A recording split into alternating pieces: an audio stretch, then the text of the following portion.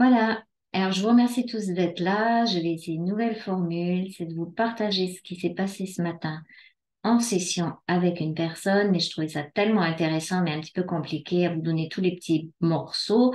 Pour le montage, c'était pas évident, donc je vais tâcher de me brancher dessus pour vous partager de l'information qui fait partie de quelque chose de plus global par rapport à ce que j'ai appelé les accompagnements psycho-évolutionnaires. Donc ce matin, la difficulté de la personne était d'avoir un mental cognitif très fort en rapport avec une blessure, la blessure de trahison qui donne un bon contrôlant. Le corps mental cognitif, lui, il est toujours là pour nous protéger de quelque chose. Donc forcément, s'il y a une blessure de trahison derrière lui, il va être encore plus réactif pour pouvoir rester aux commandes. Hein. Et s'il ne veut pas lâcher, il ne veut pas lâcher. Alors, ben, c'est sûr que ça va un petit peu rentrer, comment dire, en conflit avec le mental spiralant ou l'intelligence de l'esprit. Pour quelle raison? Parce que le mental cognitif, lui, ce qui l'intéresse, c'est de la connaissance, c'est d'aller ouvrir son esprit par rapport à de nouvelles choses et d'apprendre. Hein. Donc, d'engrammer, d'accumuler une forme de connaissance. Voilà. Et le mental cognitif, en rapport avec l'esprit, lui, ce qui l'intéresse, c'est pas du tout ça. Lui, c'est d'avoir du savoir. Et l'un va pas avec l'autre. Hein, si on se remplit de connaissances, on fait pas de place pour avoir un savoir intuitif relié à ce fameux point zéro, cette intelligence naturelle de notre esprit qui commence à vouloir prendre sa place ici. Alors, c'était juste qu'on a conscientisé le fait que ben, c'est pas toujours évident, qu'il faut accompagner la personnalité avec ça. Et pour pouvoir faire lâcher le mental cognitif, c'est très intéressant aussi, déjà, c'est d'avoir la notion que ben, on s'amuse, c'est un jeu, c'est pas dramatique, parce qu'un mental contrôlant va tout dramatiser. Alors, la petite information, c'était d'arriver petit à petit à dédramatiser ce qui se passe, à pas s'en vouloir à soi-même. C'est difficile pour un mental qui veut tout contrôler. Il est souvent relié au passé, il a du mal à être dans le présent et il est souvent aussi, ce qu'on a perçu ce matin, c'était qu'il veut se faire des morceaux de temps. Hein. Il a envie de tout contrôler. Donc, alors si je suis au boulot, eh ben, je vais être débordée parce que je voudrais du temps pour moi, par exemple, pour méditer, etc., etc. Et cetera. Et c'est difficile d'avoir les deux. Et du coup, ça crée une forme de frustration intérieure, une forme de stress.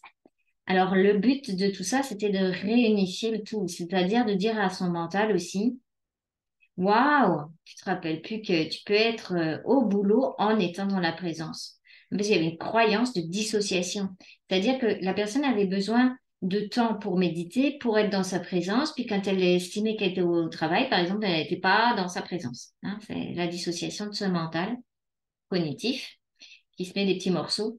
Alors, en réalité, pour pouvoir s'accompagner soi-même, c'est se dire, OK, mais pourquoi est-ce que quelque part, j'arriverai pas à être dans ma présence en faisant quelque chose? Hein, parce que c'était où on est dans l'être, où on est dans le faire. Et là, on va essayer de tâcher de réunir les deux, c'est-à-dire d'être dans l'être, côté, tout en faisant les choses. C'est possible, hein? C'est juste des croyances qu'on peut pas le faire comme ça. Alors aussi, son mental cognitif, par exemple, il avait la faculté, donc comme j'ai dit, d'engrammer de la connaissance. Ça m'a fait penser à un très très joli livre que j'avais eu dans les mains quand j'étais beaucoup plus jeune. Jonathan Livingstone, le goéland, j'adore ce livre. Et en fait, c'est ce fameux goéland qui part à la recherche de lui-même. C'est vraiment quelque chose d'extraordinaire. Il en a marre d'être avec les goélands dans le quotidien, avec sa famille. Lui, il veut aller voler, puis il veut étudier le vol. Le vol, c'est quoi? Donc, il s'entraîne pour aller toujours plus loin, toujours plus vite, toujours. Hein, c'est un petit peu ce qu'on fait nous aussi quand on a l'idée de retrouver sa souveraineté, puis d'entamer cette fusion solaire. Ouah, tout est basé là-dessus. Notre vie, elle tourne autour de ça, etc. On veut aller plus vite, plus loin. Et parfois, le mental qui est sous la gouverne du contrôle, lui, il demande à aller très, très vite. Hein. Il veut faire comme Jonathan, il veut voler plus vite, plus haut. Et alors, on demande à accélérer le processus. Et oui, ben, chance pour nous, c'est que l'esprit va répondre. Mais qu'est-ce qui se passe? Eh ben, il se passe que l'esprit va vouloir qu'on lâche le contrôle. Et ça, c'est pas du tout évident parce que c'est le contrôle qui nous fait qu'on va aller vers ça. Eh ben, on va se prendre une bonne baffe et puis du coup, ça va faire que la personnalité, elle va avoir un petit peu un moment où elle peut se retrouver relativement déstabilisée et perdue. Alors, il y avait ce goéland, Jonathan Livingstone, quand il est arrivé au bout du contrôle, de vouloir toujours découvrir plus loin, plus loin, plus loin. Un jour, il a trouvé la formule magique Il a compris parce qu'il ne pouvait pas aller plus vite que vite. Il ne pouvait pas encore chercher. On va toujours, il y a pas de limite en fait. On n'arrive pas de limite. Alors, qu'est-ce qui se passe là? Il n'y a pas de limite. J'ai compris. Qu'est-ce qui se passe? Mais il se passe que c'est le vol, il recherchait le vol. Et d'un coup, il comprend. Je suis le vol. Waouh, c'est ça en fait la présence. C'est comme ça que je voulais vous partager ça. On cherche notre présence partout, mais on est la présence. Voilà, et quand on comprend ça, il y a comme un apaisement intérieur.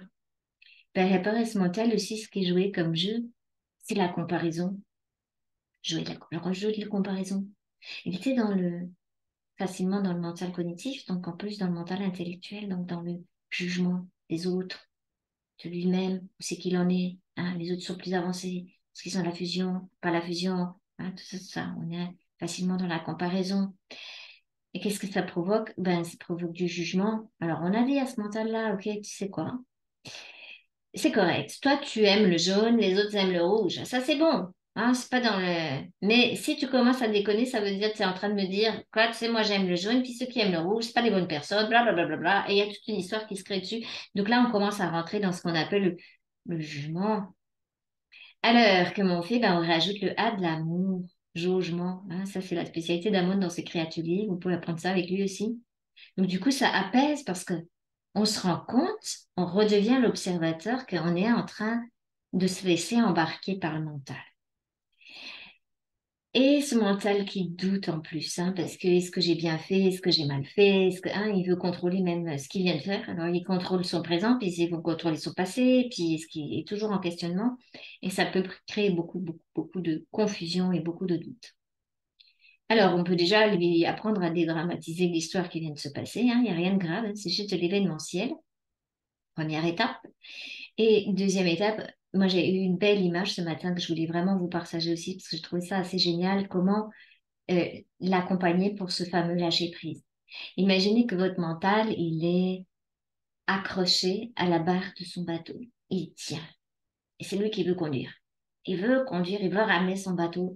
C'est absolument important pour lui que c'est son bateau. Hein, ça, c'est le mental cognitif, surtout d'un contrôlant. Et en réalité, qu'est-ce qui se passe? Eh bien, il y a déjà les mains de l'esprit sur ses propres mains. Ça calme. Parce que ce mental-là, il a du mal à lâcher prise parce qu'il a peur. Il a peur. C'est normal, il a été construit comme ça. Imaginez, il croit que s'il lâche la barre, ben, le bateau, il va partir et puis il va se fracasser dans les rochers. Il n'y aura plus personne aux commandes. Alors, j'avais cette belle image que, ben non, il y a déjà l'esprit qui est là. Il a les mains sur les mains du mental. Il attend juste que le mental lui laisse prendre la barre pour l'emmener à travers les récifs vers cette souveraineté. Et on sait que ça va beaucoup chahuter, là peut-être y avoir des tempêtes. Il y a Pluton qui est rentré dans le Verseau de façon plus globale, ça nous amène à nous remettre vraiment en question dans toutes nos profondeurs. Alors, ça va être la tempête interne. Donc, on peut s'accompagner en étant sécurisé par sa propre fréquence. Je suis amour, je suis lumière, je suis la vie.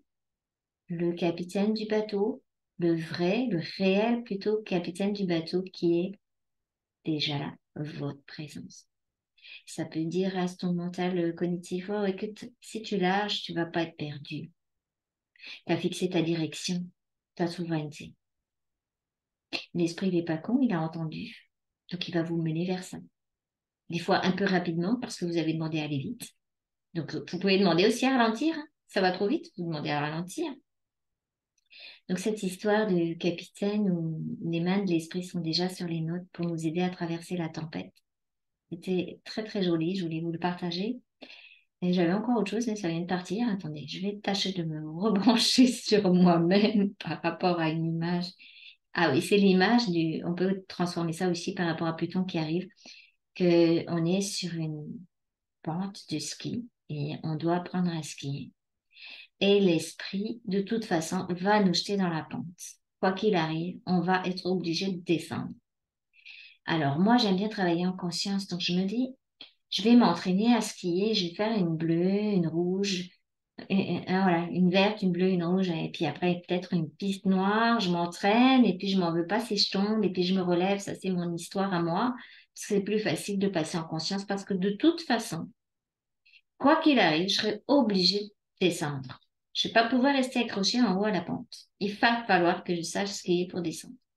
Et c'est l'esprit va me pousser. C'est un petit peu ce qu'il fait. Et l'esprit nous pousse à travers l'événementiel. C'est ça qu'on ne comprend pas. Alors bien sûr, il y a toujours l'événementiel appuyé par les interférents. Une fois qu'on a fait des sessions, etc., qu'on est bien dégagé de ça, c'est l'événementiel de l'esprit qui va nous pousser, et puis des fois on tombe, mais oui, ok, mais ça fait partie. Et plus on va comprendre que l'événementiel, c'est pas si grave que ça, qu'on peut jouer avec l'événementiel aussi, hein. Moi, ça m'est arrivé il y a pas très longtemps, repasser sur une couche, c'est la spécialité de l'esprit. S'il y a un petit truc qui reste, qui est coincé quelque part, il va nous faire obligatoirement repasser. Alors nous, on a l'impression aussi qu'on tourne en rond, mais là, c'est pas tourner en rond, c'est du spiralant. Ok, c'est la différence. Quand on est interféré au premier degré, quand c'est direct, on tourne en rond parce qu'il n'y a jamais de sortie. Quand on est guidé par l'esprit, on spirale, on repasse, mais on repasse en fréquence vibratoire de plus en plus haut. C'est la nuance, c'est la différence. Puis dans le discernement, on sent ce qui se passe. Mais on repasse sur les couches. Alors c'est drôle parce qu'on le voit, on le perçoit. On se dit, wow, mais tu sais quoi? À quelques phrase près, l'événement que je viens de vivre, là, c'est exactement le même que l'année dernière, par exemple.